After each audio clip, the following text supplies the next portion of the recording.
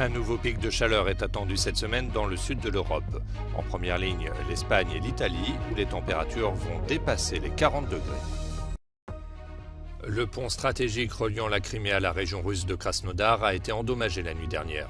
Moscou accuse Kiev d'être à l'origine de cette attaque. Un peu de répit pour l'île espagnole de La Palma dans les Canaries. La baisse des températures enregistrée ce dimanche a permis aux pompiers d'éteindre l'incendie qui a ravagé environ 4000 hectares de forêt. L'accalmie pourrait être de courte durée car la canicule va encore sévir cette semaine. L'agence météorologique espagnole a émis une alerte rouge pour l'Andalousie, l'Aragon, la Catalogne et Majorque avec un mercure qui dépassera les 40 degrés. For July, for next week, we see another heat wave reaching southern Europe with even higher temperature, and that's really an impact on climate change on heat wave. We increase the likelihood of sequential heat wave, and it's becoming more and more difficult to cope with this frequent succession of heat waves. L'Italie n'est pas épargnée par cette canicule avec 16 villes placées en alerte rouge, essentiellement dans le centre et le sud du pays. À Rome, les habitants et les touristes n'ont qu'une obsession, chercher un peu de fraîcheur. Les autorités mettent en garde contre les risques pour la santé pour les personnes vulnérables, notamment les personnes âgées et les nourrissons. Depuis que nous sommes arrivés, il fait très chaud ici.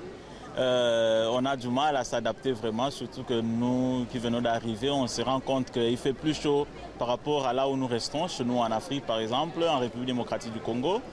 Cette chaleur se prolonge même jusque vers la nuit et nous avons même du mal parfois à dormir. Le pic de chaleur sera atteint ce mardi avec jusqu'à 48 degrés en Sicile et en Sardaigne. Outre l'Italie et l'Espagne, la Grèce, la Roumanie ou bien encore le sud-est de la France vont aussi suffoquer dans les jours qui viennent. La Russie accuse l'Ukraine d'avoir mené l'attaque contre un pont stratégique qui relie la péninsule de Crimée à la région de Krasnodar. Selon une source citée par l'AFP, le pont a été ciblé par les services spéciaux ukrainiens à l'aide de drones navals. Des témoins évoquent plusieurs explosions et les autorités russes confirment la mort de 2 personnes. Сегодня утром у нас всех началось с информации о чрезвычайном происшествии, которое произошло на Крымском мосту.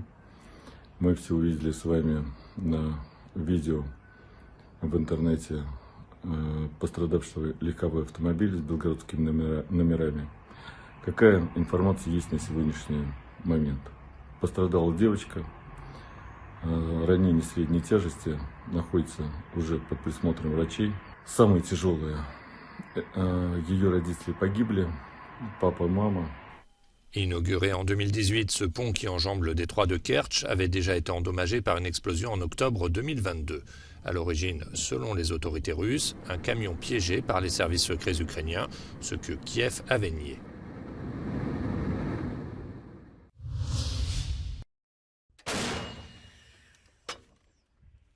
La guerra de Ucrania ha sido un baño de realidad para Occidente, para los planificadores militares, también civiles, relacionados con la defensa, porque es el regreso de la guerra convencional de alta intensidad y eso nos ha sacado de 20 o más bien 30 años de falsas nociones o de nociones que no se ajustan a la realidad actual.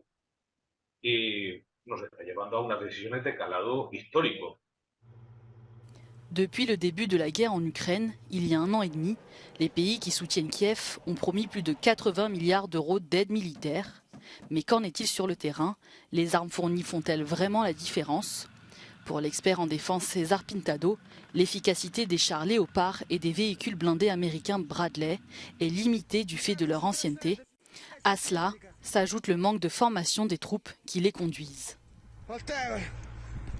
If you had well-trained NATO troops driving French tanks, you would see fewer losses in those tanks in Ukraine, not because the NATO troops are technically more capable with each tank, but because they know how to operate the tanks in conjunction with other systems like artillery systems and infantry. Their communications are better. Si les drones se sont progressivement imposés comme une arme incontournable, pour Matthew Schmidt, ce qui fera la différence à terme, ce ne sont pas les drones, mais la communication et la guerre électronique.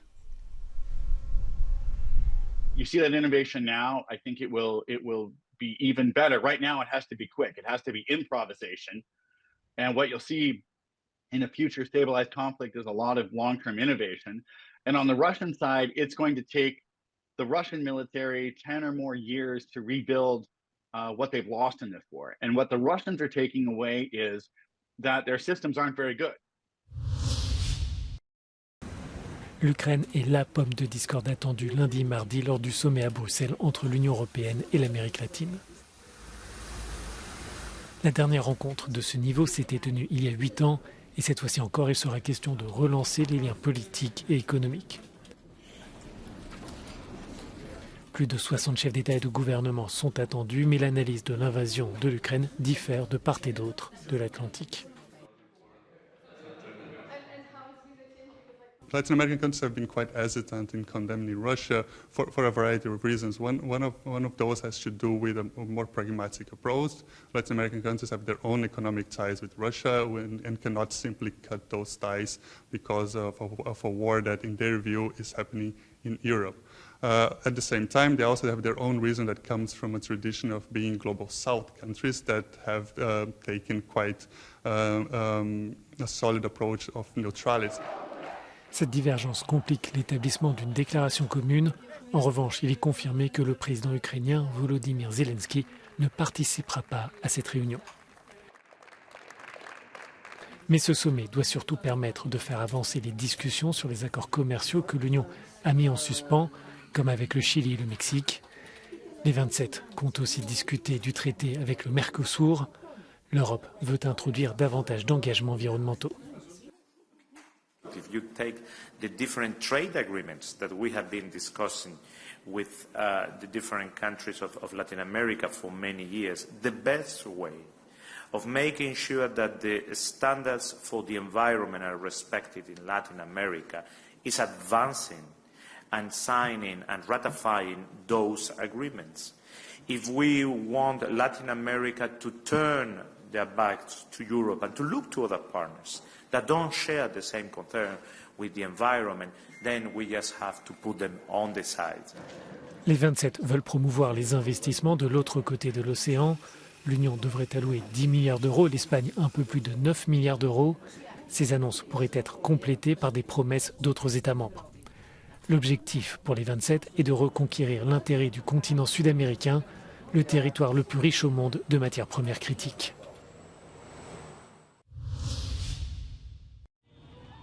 La police iranienne a annoncé dimanche avoir rétabli les patrouilles pour sanctionner les femmes ne portant pas le voile.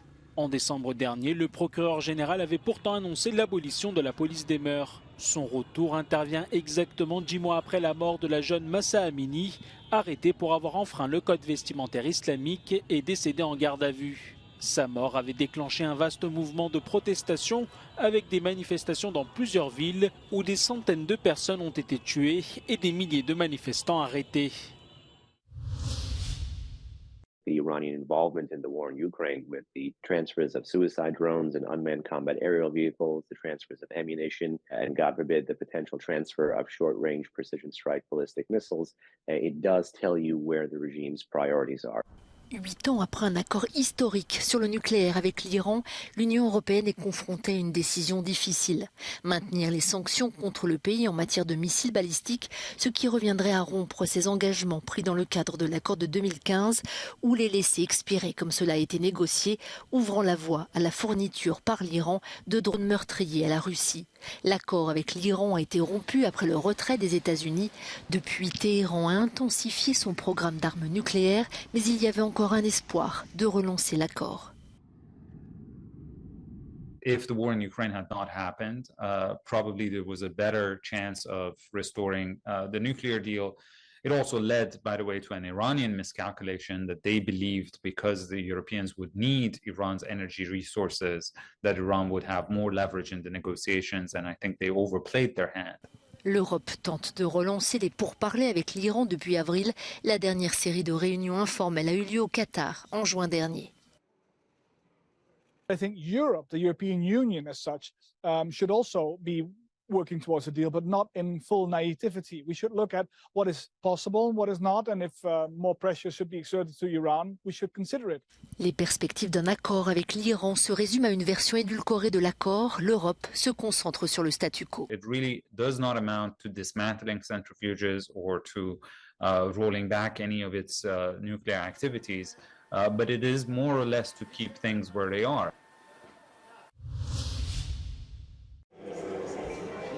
Elle était l'un des symboles des années 70. Belle, libre et insouciante, Jane Birkin est décédée ce dimanche à l'âge de 76 ans. La plus française des chanteuses britanniques a marqué de son accent la chanson et le cinéma. Son nom est associé pour toujours avec celui de Serge Gainsbourg, avec qui elle a formé un couple mythique durant près de 10 années. Gainsbourg-Birkin, l'amour fou, incarné par une chanson. Le succès mondial « Je t'aime moi non plus », sorti en 1969. Après s'être séparée, Jane Birkin va continuer la chanson, d'abord avec son ex-compagnon, puis sur des projets solos.